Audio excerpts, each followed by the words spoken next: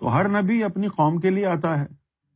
یہ شخصیت کون سی ہے جو نہ نبی ہے نہ ولی ہے لیکن سب کے لیے ہے؟ جو نہ نبی ہو نہ ولی ہو لیکن سب کے لیے ہو، وہ دو میں سے ایک ہوگا، یا تو وہ مہدی ہوگا یا وہ اللہ ہوگا۔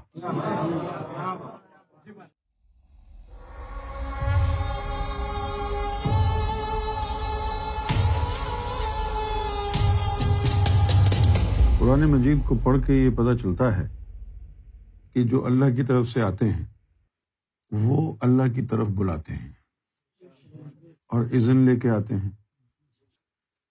یہ ایک نقطہ بڑا آسان ہے جس کو آج آپ نے سمجھنا ہے۔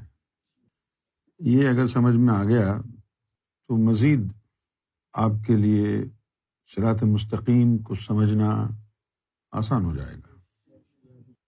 ہدایت اللہ کے ہاتھ میں ہے، اللہ دیتا ہے ہدایت، یہ بات تو ہمیں سمجھ میں آ گئی۔ کل ہم نے ایک جملہ استعمال کیا کہ قرآن مجید یہ کہتا ہے وَمَن يَهْدِ اللَّهُ فَهُوَ الْمُهْتَدِ، کہ اللہ جس کو ہدایت دے فَهُوَ الْمُهْتَدِ، تو وہ ہدایت یافتہ ہے۔ وَمَن يُضْلِلْ فَلَن تَجِدَ لَهُ وَلِيًّا مُرْشِدًا، اور جس کو اللہ گمراہ کرتا ہے فَلَن تَجِدَ لَهُ وَلِيًّا مُرْشِدًا، تو پھر وہ شخص ہرگز مرشد یا ولی نہیں ملتا اس کو۔ تو اللہ ہدایت دے گا، ہدایت اللہ کی طرف سے ہوگی، پھر مرشد کامل کی کیا ضرورت ہے؟ ہدایت کیسے ملے گی؟ یہی ایک نقطہ ہے، اور یہ نقطہ بند ہے اذن میں۔ جب اللہ تعالیٰ نے یہ فرمایا حضور صلی اللہ علیہ وسلم کے لیے کہ وَدَاعِيًا إِلَى اللَّهِ بِإِذْنِهِ، تو جو اللہ کی طرف سے اذن لے کے آتے ہیں، کس بات کا اذن؟ ہدایت کا اذن، ان کے ذریعے ہدایت ملتی ہے، اور جو بغیر اذن کے تبلیغ کا کام کرتے ہیں ان کو ہدایت نہیں ملتی۔ اللہ کی طرف سے ہدایت ملنے کے لیے ایسے مرد قلندر کی ضرورت ہوتی ہے جو اللہ کی طرف سے اذن لے کر کے آتا ہے۔ اب وہ اذن لے کے آیا ہے، اب اس کے ذریعے ہدایت مل جائے گی۔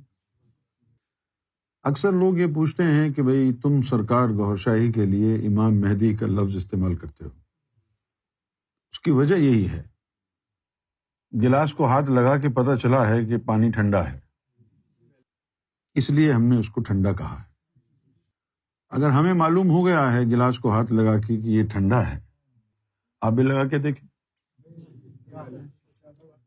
سرکار گوھر شاہی من جانب اللہ آئے ہیں، ہمیں پتہ چلا ہے جب گوھر شاہی کی بارگاہ سے اذن ذکر قلب ملا، یہ اذن ملا ہے، دل کے اندر اللہ کا نام چلا گیا ہے، دل اللہ اللہ کرنے لگا ہے، دھڑکنوں میں اس کا نام گونج رہا ہے، نسوں میں نور دوڑ رہا ہے۔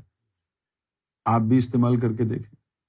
لاکھوں کروڑوں لوگ اس وقت دنیا میں اب ایسے ہیں کہ جن کو سرکار گوھر شاہی کی نسبت سے ہدایت مل گئی ہے، دل میں نور اتر گیا ہے۔ یہ جو راستہ ہم بیان کرتے ہیں تصوف کا، روحانیت کا، یہ راستہ عام لوگوں کے لیے یہ تعلیم نہیں تھی، یہ تعلیم خاص لوگوں کے لیے تھی، اور وہ جو خاص لوگ ہوتے وہ اس تعلیم کو حاصل کرنے کے لیے اپنا گھر بار چھوڑ کر، بیوی بچے ماں باپ کو چھوڑ کے جنگلوں میں چلے جاتے، اور 12 سال کے چلے اور مجاہدے کر کے اپنے نفس کو پاک کرتے، سخت پابندی کرتے شریعت کی، اس کے بعد کہیں جا کے ان کے نفس میں طہارت آتی، اس کے بعد وہ مرشد کامل ڈھونڈتے جو طریقت میں کامل ہوتا ہے۔ ویسے تو تصوف کا قاعدہ یہ ہے کہ کامل اسے کہتے ہیں جو شریعت کا ہو، جو طریقت کا ہوتا ہے اس کو اکمل کہتے ہیں، اور جو حقیقت کا ہوتا ہے اسے مکمل کہتے ہیں۔ لیکن اب غلط العام ہے یہ جاہلوں کی وجہ سے، یہ بات پھیل گئی ہے، لوگوں کو کیا پتا کہ طریقت کیا ہے، حقیقت کیا ہے، معرفت کیا ہے، بس ایسے ہی منہ کھولا اور بکواس کی. بس لوگ یہی جانتے ہیں مرشد کامل، مرشد کامل. مرشد کامل شریعت کا ہوتا ہے، جو طریقت کا ہوتا ہے وہ مرشد اکمل ہوتا ہے. کامل کا مطلب ہوتا ہے کہ یہ ایسا مرشد ہے جو ہدایت کے دروازے تک تکمیل کرا دے، اور مرشد اکمل اسے کہتے ہیں جو ہدایت میں کمال حاصل کر گیا ہے. پھر مرشد مکمل اسے کہتے ہیں جو اللہ تک پہنچا دے، سفر مکمل ہو گیا. یہ اس طرح یوٹیوب پر اور جینز پہن کے اور ٹی شرٹ پہن کے تصوف بیان نہیں ہوتا تھا. سب کچھ چھوڑ چھاڑ کے جنگلوں میں چلے جاتے تھے، اور پھر دوران چلہ جب نفس کو پاک کرنے کے لیے چلہ کرتے تھے تو پھر جلالی اور جمالی پرہیز کیا جاتا تھا. گوشت نہیں کھانا، دودھ نہیں پینا، عورت کے قریب نہیں جانا، یہ تمام چیزیں چلتی تھی. یہ سرکار گوھر شاہی کی طاقت اور آپ کے تصرف کا کمال ہے کہ بغیر کوئی پابندی لگائے، بغیر کوئی بیعت کیے، بغیر کسی کمٹمنٹ کے عام انسانوں کو اس راستے پر ڈال دیا جس راستے پر آنے کے لیے 12 سال کے چلے ہوتے تھے. مرشد کا رشتہ بڑا خوبصورت ہوتا ہے مرید کے ساتھ، لیکن یہ بات کامل مرشد کے لیے نہیں کہی جاتی تھی. مرشد کا نام سن کے پیشاب نکل جاتا تھا لوگوں کو. جو شریعت والے مرشد ہوتے ہیں، جو نفس پاک کرتے ہیں، وہ تو ایسے خونخوار ہوتے ہیں جیسے کہ پھانسی دینے والا جلاد ہوتا ہے. لیکن سرکار گوھر شاہی نے اتنا پیار دیا ہے لوگوں کو.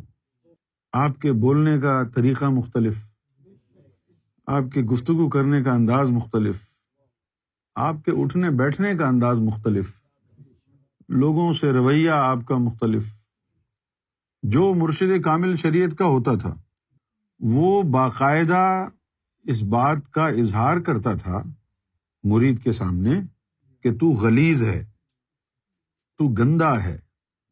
اب جیسے یہ جو آخری غوث الزماں تھا، اس کا نام محمد اسحاق تھا، جو کہ آج کل زندہ پیر کے نام سے مشہور، گمگول شریف والے کوہاٹ میں ہوتے تھے یہ زندہ پیر. اگر آپ کبھی ان سے ملنے چلے جاتے تو آپ کو پتہ چلتا کہ وہ لوگوں سے جسمانی تعلق نہیں رکھتے تھے، کوئی ان کو ٹچ نہیں کر سکتا تھا. ان کے ہاتھ میں ایک ڈنڈا ہوتا تھا اور سلام کرنے کے لیے وہ ڈنڈا آگے بڑھاتے تھے. You shake hands with the danda, not with the pir. اور اگر کوئی چھوٹی موٹی غلطی کرتا تو اس کو وہ ماں بہن کی گالی سناتے تھے. تو ان کے رویے ہی ایسے ہوتے تھے کہ آدمی کا نفس جو ہے پہلے ہی دم توڑ جائے.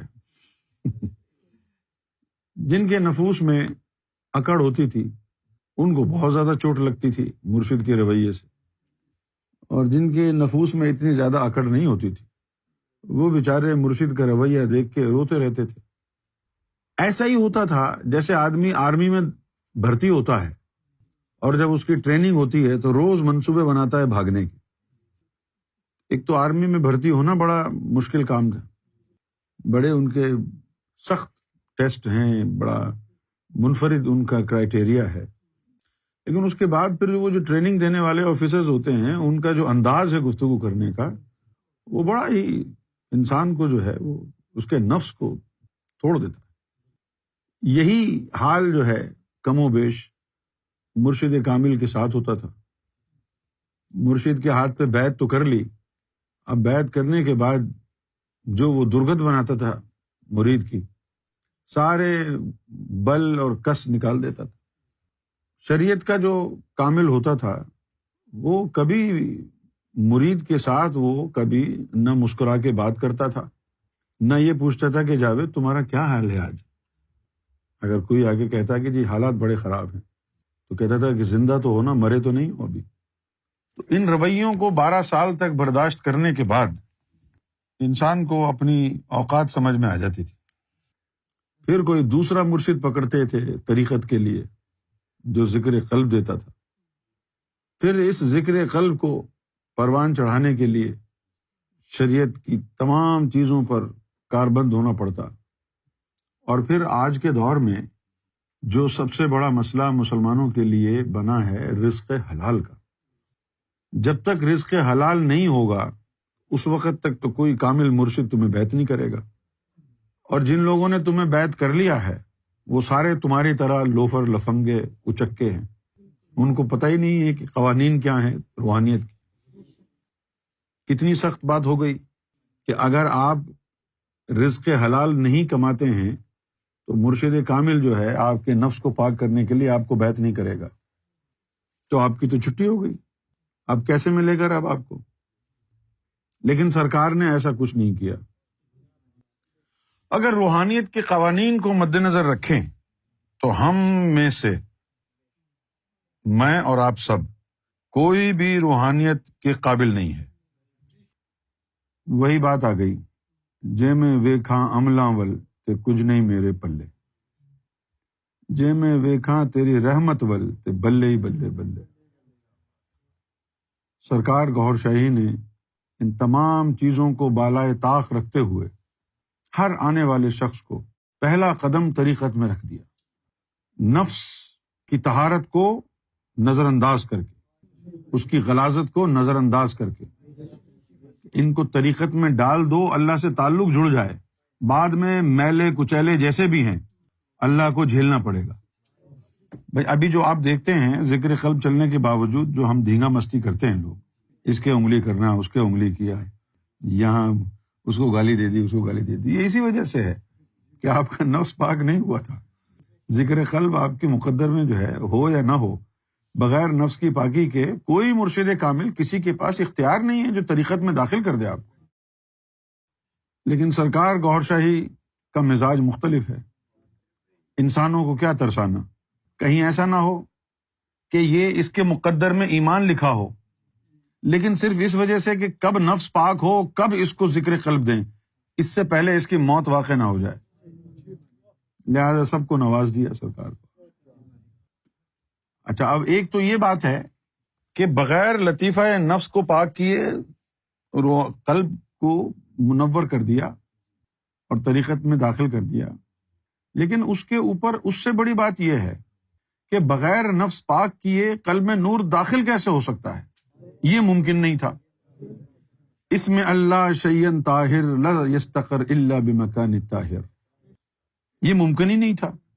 یہ جو ممکن ہوا ہے نظر گوھر شاہی سے، یہ نظر گوھر شاہی چغل خوری کر رہی ہے کہ آپ کوئی اور ہیں۔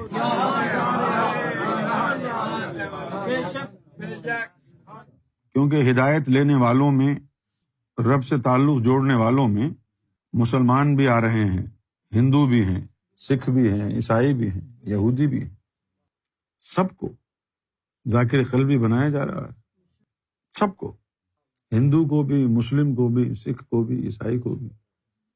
مسلمانوں کا ذکر قلب جاری ہو تو کہیں گے فیضان مصطفیٰ ہے، ہندوؤں اور سکھوں کا ذکر قلب جاری ہو تو کس کا فیضان ہے؟ اگر موسیٰ کے ماننے والوں کو اسم ذات مل جائے تو کس کا فیضان ہے؟ موسیٰ تو خود اسم ذات کے لیے ترستے تھے۔ اگر عیسائی کا قلب جاری ہو جائے تو کس کا کرم اور فضل ہے؟ عیسیٰ علیہ السلام تو خود دیدار نہیں کر پائے اسم ذات نہ ہونے کی وجہ سے۔ بڑی پریشانی ہوتی ہے لوگوں کو جب عظمت گوھر شاہی کا بیان ہوتا ہے، لیکن مصیبت یہ ہے کہ ماننا پڑے گا۔ اگر ہندو کا قلب بھی جگمگا رہا ہے، یہ فیضان مصطفیٰ نہیں ہے۔ سکھ کا قلب بھی اگر جگمگا رہا ہے اللہ کے نور سے، یہ فیضان مصطفیٰ نہیں ہے۔ عیسائی اور یہودی کا اگر قلب بیدار ہو گیا ہے، یہ فیضان مصطفیٰ بھی نہیں ہے، نہ فیضان موسیٰ ہے، نہ عیسیٰ ہے، کیونکہ موسیٰ اور عیسیٰ تو خود ترس رہے تھے اسم ذات کے لیے۔ تو ہر نبی اپنی قوم کے لیے آتا ہے۔ یہ شخصیت کون سی ہے جو نہ نبی ہے نہ ولی ہے لیکن سب کے لیے ہے؟ جو نہ نبی ہو نہ ولی ہو لیکن سب کے لیے ہو، وہ دو میں سے ایک ہوگا، یا تو وہ مہدی ہوگا یا وہ اللہ ہوگا۔ اب سرکار گوھر شاہی اللہ تو نہیں ہے، اب تو صرف مہدی پر ٹک لگانا پڑے گا۔ سرکار گوھر شاہی اللہ تو نہیں، اللہ کا شکر ہے کہ وہ اللہ نہیں ہے۔